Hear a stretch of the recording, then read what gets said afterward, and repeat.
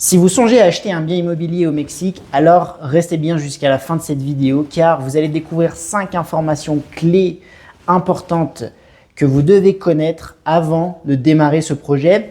Je les ai identifiées à plusieurs reprises au travers des accompagnements que j'ai pu faire et grâce à mon expérience personnelle. Restez bien jusqu'à la fin de cette vidéo car en 5e position, j'ai mis une information qui, ma foi, est encore pas mal ignorée par beaucoup d'acheteurs étrangers ici au Mexique. Donc, je suis sûr que vous découvrirez plein de choses. Allez, on évite les introductions à rallonge et on démarre directement par la première information. La première information que vous devez identifier, c'est tout simplement l'identité du vendeur. Vous devez comprendre, vous devez connaître le vendeur. Qu'est-ce que je veux dire par là? Déjà, premièrement, vous devez savoir si vous avez affaire à un vendeur professionnel ou à un vendeur particulier. Dans beaucoup de cas, si c'est un vendeur professionnel, il y a un certain nombre de garanties qui s'accompagnent de cette transaction, d'accord? Il y a une législation en vigueur ici au Mexique qui fait qu'un professionnel n'est pas soumis au même régime qu'un vendeur particulier. Donc, dans le cadre d'un vendeur professionnel, on va dire que c'est un peu plus simple en général une fois que ces réquisitions sont respectées. Que ce soit dans le cadre d'un vendeur professionnel ou particulier, évidemment, il y a des avantages, il y a des inconvénients. Là n'est pas la question dans cette vidéo. Dans tous les cas, ce que vous devez comprendre, c'est que ce n'est pas la même situation. Et puis aussi, ce qu'il faut dire, c'est que c'est vachement lié, on va dire, au projet, d'accord? Les avantages et les inconvénients vont être définis en fonction du projet que vous souhaitez faire ici au Mexique. Deuxième information clé, c'est la documentation, les documents qu'il faut absolument identifier. D'ores et déjà, je tiens à vous rassurer, vous savez qu'au Mexique, il y a un notario publico, donc on pourrait traduire par le notaire. Donc ce notaire, évidemment, il va lui, pour faire son travail correctement, avoir besoin des documents et donc il va les demander. Maintenant, il y a aussi tout un tas d'autres professionnels qui vont pouvoir vous aider. Par exemple, un broker immobilier certifié, comme c'est mon cas, eh bien, c'est évidemment un travail fondamental que je fais pour les clients sur lesquels j'accompagne et pour les aider dans leurs projets. Pourquoi c'est important de le faire déjà en amont? Eh bien, tout simplement pour ne pas avoir de mauvaises surprises le jour où on va chez le notaire. Donc, c'est très important soit d'être directement rentré en contact avec le notaire, si possible, qui a l'habitude de travailler avec des étrangers, eh bien, pour s'assurer de la documentation, que le vendeur donc possède bien toute la documentation. Alors, je ne vais pas faire la liste exhaustive dans cette vidéo. Retenez simplement parmi les documents fondamentaux. Alors, encore une fois, je mets à part les professionnels. Donc, quand vous travaillez avec un développeur, un constructeur, c'est pas la même chose. Vous avez quand même plus de garanties à partir du moment où vous travaillez avec les bonnes personnes, bien évidemment. Il y a bien évidemment le titre de propriété. Donc, s'assurer que le vendeur est bien détenteur du titre de propriété. Donc là, c'est scrituras publicas, comme on dit ici. C'est quelque chose que vous pouvez vérifier par différents moyens et notamment grâce au registre public de la propriété qui est en plus, pour la majorité des États au Mexique, maintenant dématérialisé. Donc, on peut aller le consulter directement en ligne. Donc voilà, ça, c'est vraiment la base de comprendre qui est le titulaire de la propriété, donc avec le type de propriété. Également, vous avez tout ce qui est de vérifier les dettes qu'il pourrait y avoir sur le bien. Donc, vérifier par exemple qu'il n'y a pas de dette au niveau du predial. Le predial, c'est la taxe foncière. Évidemment, ça peut faire capoter une opération si tout ça n'a pas été liquidé. De la même chose pour tout ce qui est service, donc l'eau, l'électricité, etc. Encore une fois, tout ça peut être réglé rapidement, facilement. Le tout, c'est d'avoir une bonne anticipation. Moi, c'est un mot que je rabâche sans cesse dans mes échanges avec les clients, mais c'est vraiment la base, quoi.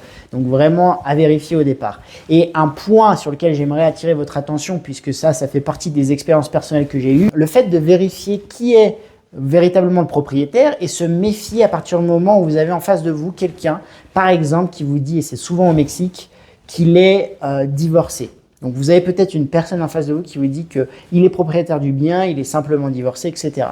Là, c'est red flag. Pourquoi? Parce qu'au Mexique, malheureusement, il est assez courant que des personnes parfois divorcent, mais elles divorcent, si vous voulez, de manière non officielle. C'est-à-dire que juridiquement, en fait, elles n'ont pas divorcé.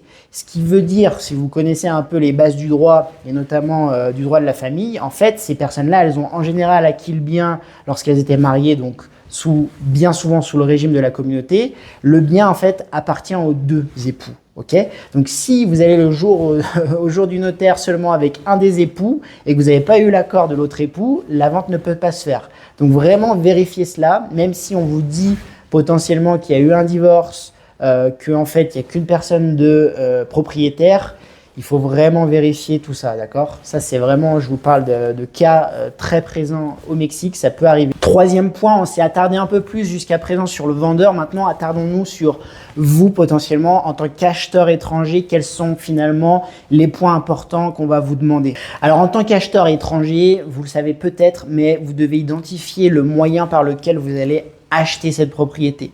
Au Mexique, on va dire qu'il y a trois moyens, donc soit en nom personnel, soit à travers un fideicomiso, soit à travers une société de droit mexicain. La zone restreinte que je mentionne souvent, donc cette zone restreinte 50 km des côtes notamment, vous pouvez acheter soit via fideicomiso, soit via société de droit mexicain. Ce choix-là doit être fait en fonction du projet. Je vous invite à vous faire entourer aussi au moment de la décision de ça. En général, c'est plutôt un fideicomiso, mais il y a des cas dans lesquels la société peut être plus intéressante. Bref, je ne vais pas rentrer dans les détails, simplement, voilà, vous devez absolument avoir ça en tête. Également, j'en profite pour dire sur ce point que je vous invite fortement à vous rapprocher de spécialistes, de professionnels, et que ce soit au niveau de la transaction, au niveau de la sécurité juridique, je vous invite à vous rapprocher de professionnels qui ont l'habitude de travailler avec des étrangers. Ok, au Mexique, c'est très hétérogène. Vous avez énormément de professionnels très compétents pour travailler avec les étrangers et vous avez tout un tas de professionnels qui ne sont pas du tout compétents, en tout cas qui n'ont pas la connaissance nécessaire et l'expérience pour travailler avec des étrangers. C'est pour ça que ça, c'est très important parce que, voilà, moi, par expérience, je le sais, quand je travaille en face de moi avec des personnes qui n'ont pas trop l'habitude de travailler avec des étrangers, eh bien, on perd beaucoup de temps dans la communication. Les délais peuvent être rallongés parce que nous, on doit expliquer les choses, alors que si on n'a pas besoin d'expliquer, ça va beaucoup plus vite.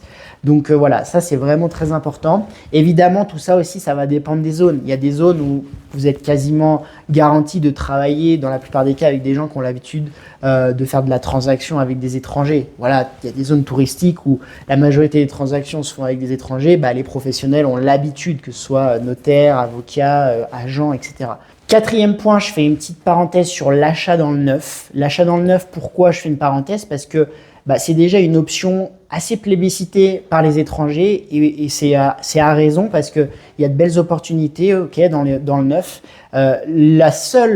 Alors, il y a plusieurs choses à dire sur le neuf. Évidemment, il faut travailler avec les bonnes personnes, encore une fois, avec les bons constructeurs. Voilà, tout ça, ça va de soi. Et ensuite, le point sur lequel je vous avertirais plutôt, moi, dans le neuf, c'est de vous assurer, ou en tout cas de comprendre quel est le niveau de finition du bien, de la maison ou de l'appartement qui va vous être livré. Pourquoi? Parce qu'au Mexique, en fonction du constructeur, tout ça peut varier. Le niveau de détail au niveau de, je sais pas, est-ce que la cuisine, à quel niveau elle va être équipée, tout ce qui est placard, etc., toutes ces choses-là, en fonction des constructeurs, ça peut varier. Il peut y avoir, alors ça ne veut pas forcément dire que le constructeur est bon ou mauvais parce qu'il vous livre un bien complètement terminé ou un peu moins terminé. Des fois, ça peut être juste une stratégie de prix, etc. Ça ne veut pas du tout dire que c'est un mauvais ou un bon constructeur. Mais vous devez savoir par exemple, qu'est-ce que vous allez devoir rajouter comme budget? Pourquoi? Parce que moi, ça vous permet également de bien, on va dire, préparer votre budget si jamais vous avez besoin. Vous savez qu'au niveau de la cuisine, il faudra rajouter telle chose. Au niveau des chambres, tel placard, etc. Donc ça, c'est vraiment la chose à bien demander dès le départ, à bien identifier pour que vous, derrière votre budget, soit cadré. Et la cinquième info que je voulais vous partager quand même, parce que mine de rien, beaucoup de personnes me contactent en n'ayant pas cette information. Le crédit bancaire au Mexique est très complexe. En tout cas, il est très limité. C'est du cas par cas, mais c'est vraiment pas du tout quelque chose de commun. La majorité des transactions se font en cash. Elles se font en disponibilité directe. Et ça, c'est vraiment ce que vous devez retenir. Donc, c'est pour ça qu'il faut bien l'avoir en tête.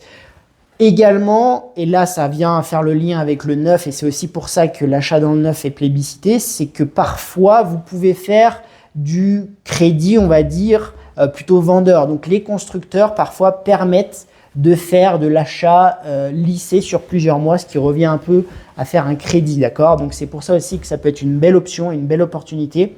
Mais en ce qui concerne le système bancaire, en tant qu'étranger, c'est beaucoup plus complexe. C'est vraiment très limité à quelques cas précis. Mais voilà, retenez que la majorité soit en disponibilité directe, en cash, sinon avec certains constructeurs. C'est tout pour moi dans cette vidéo que j'ai voulu relativement synthétique et qui va un peu droit au but pour que vous ayez les éléments principaux à avoir en tête. N'hésitez pas, si vous avez un projet au Mexique, vous allez dans le premier lien en description. On vous fait un petit audit de 30 minutes sur la faisabilité de votre projet immobilier au Mexique et on regarde tout ça ensemble. En attendant, je vous invite à vous abonner à la chaîne pour ne pas louper les prochaines vidéos. Et puis moi, je vous dis à très bientôt. Ciao!